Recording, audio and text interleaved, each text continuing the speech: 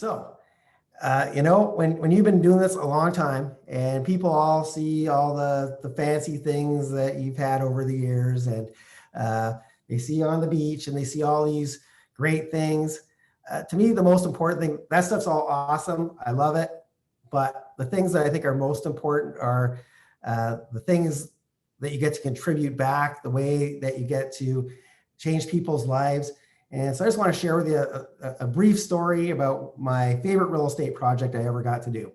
And so I remember I was I was actually living in Las Vegas at the time and doing a lot of foreclosures there back in the day. And I was sitting at the Wynn Hotel at the bar, and I was waiting for a friend of mine to show up. And a few seats down, there was this woman there, and she was sitting there alone by herself, waiting for her friend to show up. And I'm shy, so I would never start the conversation. But she came over to me and goes, "Hi, I'm Judy, and I'm from New Orleans. Who are you?" And I said, "Oh, I'm Mike. I'm from Canada, but I live in Vegas now." She goes, "Oh, you're living in Vegas? What are you doing?" I go, "I'm a real estate investor. We're flipping homes, and so I decided I'm going to hang out here for a while I flip these homes." And she goes, "Oh, you're in real estate. I'm in real estate too." I go, "Really? You're in real estate? What do you do?" And she goes, "Well, I'm a realtor." I go, "So you're a realtor in New Orleans? Okay, that's interesting. How's the market?" And she goes, "Well, to be honest, when Hurricane Katrina was approaching, I evacuated like I do for every other storm. And when I came back, unlike the other times that I evacuated, my home was under 20 feet of water, and all my belongings were gone. Everything that I owned was gone, except for the clothing on my back. And I had farmed this one neighborhood, and every single one of my clients was either missing, dead, their home was gone." And I said, "Well, what did you do?" She goes, "Well, I was actually one of the lucky ones. My insurance company actually gave me the money for my belongings. Most people didn't get that, but I did." And she said, "But even though I got the money and we fixed up, to be honest, I got really depressed, and all my clients were gone, and I had to start over from scratch." And she goes, and I said, well, what next? I mean, you're here, you're in Vegas, you seem happy. What happened next? And she said, "Well, I met this one investor who happened to be traveling to New Orleans from Austin, Texas. And he said, well, what if we started to rebuild these homes? Do you think people would come back?" And she goes, "I don't know. We could try." So they bought one, they fixed it up, and they resold it. And actually somebody bought it, and they did it again, and they did it again. And of course, my real estate investor mind is going a million miles an hour. And I said to her, "Well, I don't want to step on your toes. I certainly don't want to take any business away from you, but I would love to come and help rebuild your neighborhood. I would love to go and take the skills that I've learned over the years and build a team, and we'll buy a bunch of homes, and we'll do it as a give back project. We'll bring a bunch of people back to the city." And she said, "Yeah, I mean, not only are you not stepping on my toes, there's so many homes and so many people were affected by this. And a lot of people got taken when the storm was approaching. They couldn't afford to evacuate, and also all the flights were booked. It was very hard to get out of the city. And so the city took a lot of people by bus to Houston, Texas. And after the storm, they never brought them back. And there's several conspiracy theories. I'm not going to go into all the details, but many people think that the particular areas where they decided to take people from tended to be the poorest parts of town. And so a lot of people thought they'd get rid of the poor people, bring them to Houston, leave them there. And then some of the areas, one of the areas that was really close to the French Quarter, if you've ever been to New Orleans, and if you hung out on Bourbon Street, that's the French Quarter, of course. So there's an area very close to it called the Lower Ninth Ward that was very poor. And a lot of people suspect that they brought those people to Houston so that they could take that land, and instead of putting rebuilding the shacks that were on there, that they would put luxury stuff in there, luxury properties, and reinvent that part of the city. So Brad Pitt, who happens to have a home in the French Quarter, heard about this. And so he was disgusted by it when he heard that. And so he bought up the whole Lower Ninth Ward and fixed up the homes and brought a bunch of people back, which was awesome. And I thought, well, I'm gonna model what he's doing. And so I actually, back then I was speaking across Canada, and I offered training for people who wanted to learn how to flip homes if they would donate so that we could afford to buy more homes in New Orleans to fix up. And that was the start of this really cool project that, to to this day, it's still my favorite project I've ever done. And it's not because I've done plenty of projects where I made a lot of money and worked a lot less hard than we did on this one. But when you go back and you meet the people whose lives you've changed, and you can't put a value on it. So I just want to show you some pictures because it makes me happy, it makes me sad and happy at the same time. But I just want to show you what's possible. When you figure this stuff out, it's not just about the next paycheck. You can absolutely change people's lives with this. So this is the area next to the lower Ninth Ward. Like I said, that's where Brad Pitt was working. My realtor friend was a couple of areas over called St. Bernard Parish. And this is what it looked like during the storm. These homes were underwater for several weeks. This is what some of the stuff that we saw on the inside when we got in there, tons of mold. It was horrible. So you can't even imagine some of the stuff that we saw. We saw dead animals in attics. We saw, people's pictures, wedding dress stuff, irreplaceable stuff just lying there. It was horrible.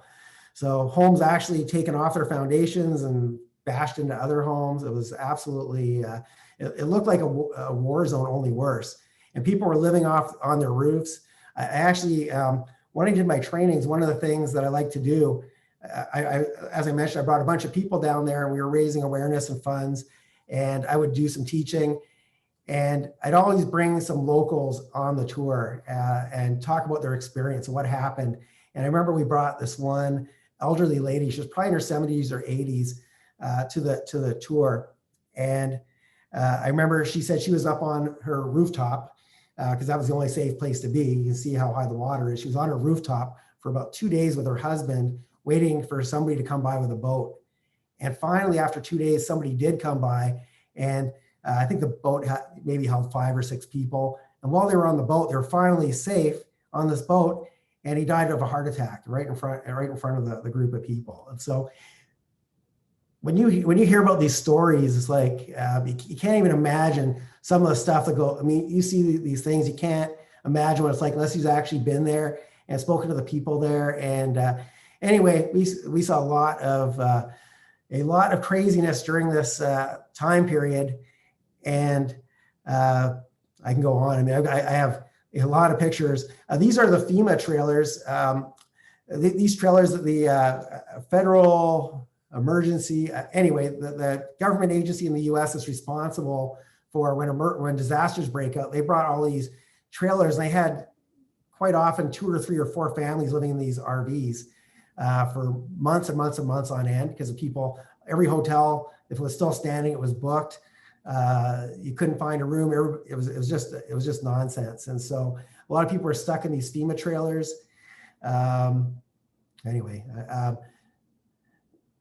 So they put these X's on the windows, and in the X, in each of the 4 triangles that it makes, they put how many, the date that they went inside the home, how many people they found that were dead in there, how many people used to live there, and how many people are missing, things like that. So anyway, that was the before, and here's the X that I was talking about with the different numbers in the triangles. Anyway, so we would buy these homes, and we would take them down pretty much to the studs. They were mold from top to bottom. First thing we do is we brought in a team to do mold remediation, and we kept the outside structure because that was fine, but we rebuilt the entire insides. This is a monument they still have in New Orleans, and it represents the height of the water. So it shows you how high the water was at its peak and how it went down every couple of weeks. But it was a lot of water, obviously. This is the lower Ninth Ward where Brad Pitt was working.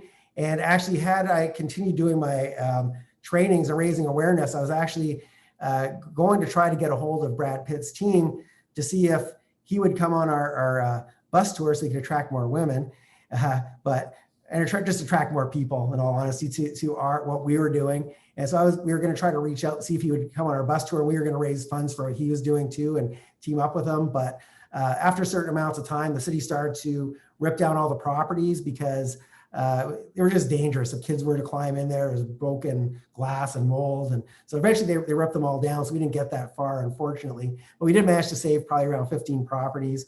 But this is what the homes look like in the lower Ninth Ward, very, very poor part of town. And these are the ones Brad Pitt was fixing up. And so I'm going to show you the after here. This is one of the FEMA trailers. And this is Brad Pitt's project, coming soon, Make It Right. And it had 9 for the lower 9th Ward. And they had a lot of funding, a lot more than I did. And they were building homes like that instead of the shacks that were there before. And they were bringing people back, and they were, as long as they were working, they were allowed to have their home back. If they were looking for handouts, no, he wasn't doing that. And so he's building really unique looking homes. Ours were a little bit more traditional, but this is what he did. And this is the area I was working in. And as you can see, a lot of the homes just weren't there anymore. But we took homes like this that were still standing, and took something like this that was, like I said, covered in mold inside. We took it down basically to the, down to the beams and started over with it. We made them really open and really kind of funky layouts. Here's some before pictures, and this is the after picture. And this is what we did inside. So we turned these homes into something beautiful again and brought people back to the city. And so I just wanted to show you that because it, when you think about all this, people always see the car or the beach. They all see all this material stuff. This is the stuff to me that keeps me going after all these years and doing what I do and wanting to teach people. It was just how to make more money. There's a million ways to make money. The money's going to come, money's going to go.